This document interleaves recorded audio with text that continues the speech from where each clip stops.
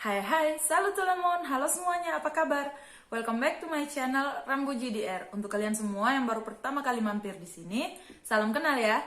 Well, ini hari beta mau bahas tentang 8 ekspresi dalam bahasa Perancis atau yang ada di Perancis, yang mana ekspresi-ekspresi ini nih Bosong sudah bisa ketemu di dalam kamus atau di dalam Google Translate, itu Bosong akan ketemu. Tapi, well, it's exist, okay? This is exist. So, apa saja langsung ikuti dari awal sampai akhir dan jangan di skip, oke? Yang pertama itu the blonde jokes. Jadi di sini di Eropa, bukan hanya di Prancis, rata-rata ya, ada istilahnya jokes untuk blonde hair gitu. Jadi kayak kadang-kadang dong bisa sebut kayak "tu es comme un blonde" gitu. Jadi kamu tuh seperti orang yang blonde atau pirang gitu. Terus ada juga bilang typical blonde girl like that.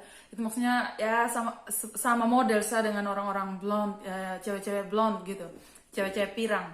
Nah itu maksudnya di sini mereka tuh bukan bilang ketong tuh rambutnya pirang.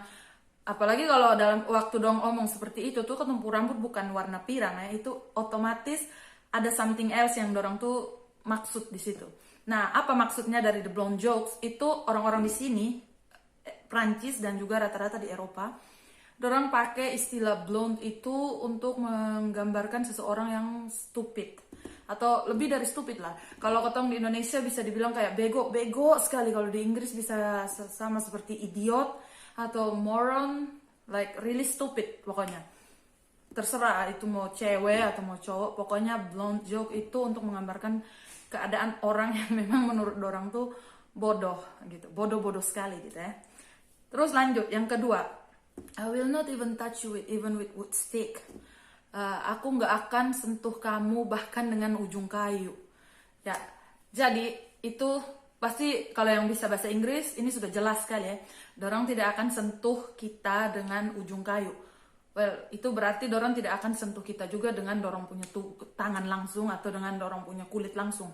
Well, which is mean di sini itu kayak terlalu jelek, terlalu disgusting atau kayak it's not worth it to being touched gitu. Jadi kayak jadi jangan pikirnya dorang kayak kayak respect gitu dong sana akan sentuh ketong, dong sana akan pegang ketong, bukan. Tapi memang karena itu sesuatu untuk menggambarkan bahwa itu terlalu menjijikan untuk disentuh dengan tangan, bahkan dorong sana akan mau untuk sentuh lu dengan ujung kayu. Ujung kayu kan bisa 1 meter, 2 meter, whatever, oke? Terus lanjut, yang ketiga. Yang ketiga itu fils à papa. Ini dalam bahasa Perancis ya, fils à papa. Kalau dalam bahasa Inggris, son of the papa. Papa is father, right? Oke.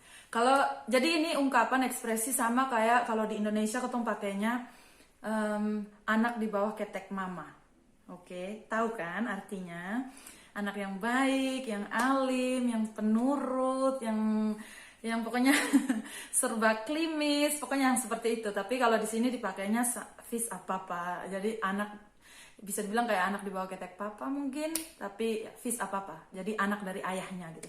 Tapi ya memang seperti itulah. Jadi dorang itu orangnya tipe-tipe orang yang disebut seperti itu pasti pakaiannya klimis, rapi, bersih, terus kalau perlu kalau ada kerah di baju tuh dikancing sampai yang paling atas, itu yang sampai sesak di sini.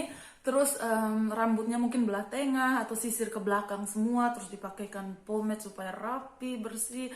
Terus kalau di jalan tuh tidak mungkin melanggar aturan. Tapi di sini kalau ketong di Indonesia kan sebut anak bawa ketek mama tuh untuk siapa saja yang mungkin anaknya itu manja kan. Tapi kalau di sini fils à papa tuh lebih disebutin disampaikan ke orang-orang yang kayak anaknya tuh pasti tipikalnya rich gitu, jadi kaya, orang yang kaya, terus ya oke, tipikal penurut, bla bla bla seperti itu, oke. Terus lanjut, ini agak sedikit apa ya namanya, kayak bukan vulgar, agak sedikit keras gitu ya yang ini. Tesya, itu maksudnya kamu tuh sangat mengganggu gitu. Jadi kadang-kadang kalau ketong tuh punya teman orang luar negeri, apalagi orang Perancis, dan lagi ngobrol atau apa, terus mungkin ada tingkah laku yang mungkin agak annoying sedikit, atau bukan annoying sedikit, mungkin terlalu sangat-sangat annoying, dan orang akan langsung sebut, kadang-kadang itu keluar dengan sendirinya gitu ya, tanpa dong bisa kontrol gitu. Itu Tesya. Jadi itu dorong betul-betul gunakan itu untuk mengungkapkan kalau apa yang seseorang lakukan di depannya dorang, khususnya teman ya, yang ngobrol lagi sama dorang atau lagi aktivitas sama dorang tuh memang kelakuannya sangat mengganggu, well, Tesian gitu.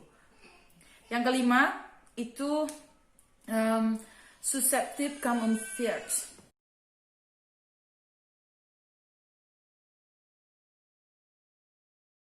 Nah, terus yang keenam dan ketujuh ini kayak dua hal yang sama, agak mirip-mirip deh punya ekspresi kata-katanya, tapi punya arti yang berbeda, yang kontra. Oke, ketong langsung saya yang pertama, itu avoir un balai dan le cool. Itu maksudnya balai itu sapu ijuk, sapu lidi, tahu kan? Kalau ketong di Sumba kalau sapu halaman tuh pakai sapu ijuk yang dari lidi yang besar itu loh. Nah, terus kalau le cool itu pantat. Oke, tit. Avoir un balai dan le cool itu maksudnya kayak ungkapan untuk menggambarkan seseorang yang kayak terlalu serius. Dia kalau A ya A, B ya B. Jadi ini kalau diterjemahkan lurus, kalau diartikan ya, itu kayak memiliki, avoir itu memiliki kepunyaan gitu. Ada kayak broomstick atau sapu, batang sapu di dalam pantatnya gitu. Jadi kalau ketong di Indonesia kan ketong bilang kalau ular makan linggis kan jadinya tidak bisa jalan meliuk-liuk kan, dia jadinya lurus kan kalau ular makan linggis. Nah sama, jadi ini kalau manusia kayak ketong ada batang sapu di belakang, berarti kan jalannya harus lurus gitu. Itu orang yang serius, orang yang betul-betul perfeksionis, yang betul-betul A ya A, B ya B, tidak boleh diganggu gugat, terus yang betul-betul harus, pokoknya harus on time, itu termasuk juga di dalamnya, tapi yang betul-betul tidak ada istilahnya fleksibel sama sekali, oke? Nah, yang terakhir, ungkapan ketujuh, ini kontranya. Jadi, dia agak mirip-mirip kata-katanya, tapi artinya kontra sekali ya. Dan artinya ini positif yang ini. Avoir les couilles bordées de nuit. Jadi, itu maksudnya pantatnya berada di atas nuil, sup mie kuah yang panas atau apa ya, pokoknya di atas mie kuah. Jadi ini karena bahasa Perancis agak sedikit masih terlalu di bawah standar ya, jadi itu sudah bisa jelaskan really seperti apa ini maksudnya, tapi keseluruhannya adalah ini orang untuk menggambarkan ekspresinya orang Perancis kalau ada temannya atau orang yang betul-betul kayak memiliki banyak sekali keberuntungan atau kesempatan, pokoknya yang dia tuh selalu fortune atau lucky gitu. Jadi avoir les couilles bordées de nuit. Nah, untuk bonus dari pembahasan 7 ekspresi ini, saya mau kasih kalau punya teman-teman orang Perancis, atau kalau lagi ngobrol sama orang Perancis atau berada di sekitaran orang Perancis, dan kalau bosong lagi ngobrol terus bosong dikatain kayak dibecandain gitu atau disindir, tapi ada di depan kata yang dorang ucapkan itu dorang pakai istilah petit, kayak misalkan petit cochon itu maksudnya babi kecil, tapi semua jokes yang orang Perancis taruh atau sebutkan ke bosong,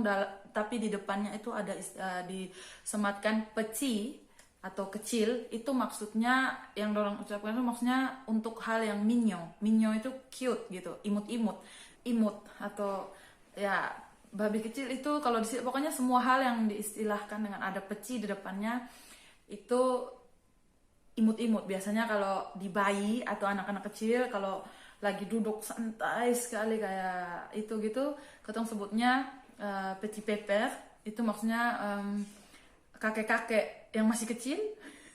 Jadi itu kind of cute way to saying something like they looks like their papa, or something like they sit down like an adult but they are really cute at the same time. Oke? Jadi jangan tersinggung kalau disebut petit cochon.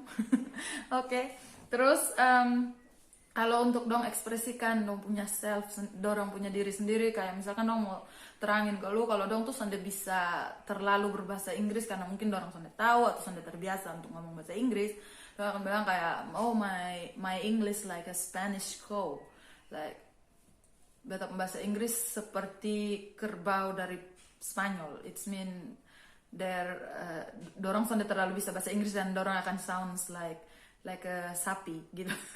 Oke. Terus kalau untuk ekspresi lain yang mungkin ini bisa ditemukan di Google Translate juga ya, yang ini gourmand, petit gourmand itu cute, tapi kalau gourmand it's mean gourmand itu kayak orang yang suka makan, tapi lebih ke istilahnya yang rakus gitu loh. Tapi kalau lu dibilang petit gourmand itu maksudnya cute. At the same time you are so cute to eat a lot and it's funny for them when they saying like that. But kalau they saying like you are gourmand, itu maksudnya lu tuh rakus yang well, you eat so much like that. Oke, sampai sini saja dulu video dari Beta. Semoga teman-teman suka dengan video ini kali, dan kalau teman-teman suka jangan lupa untuk like dan juga subscribe. Kalau ada kritik dan saran boleh ditinggalkan di kolom komentar. Oke, see you guys on the next video. Ciao ciao.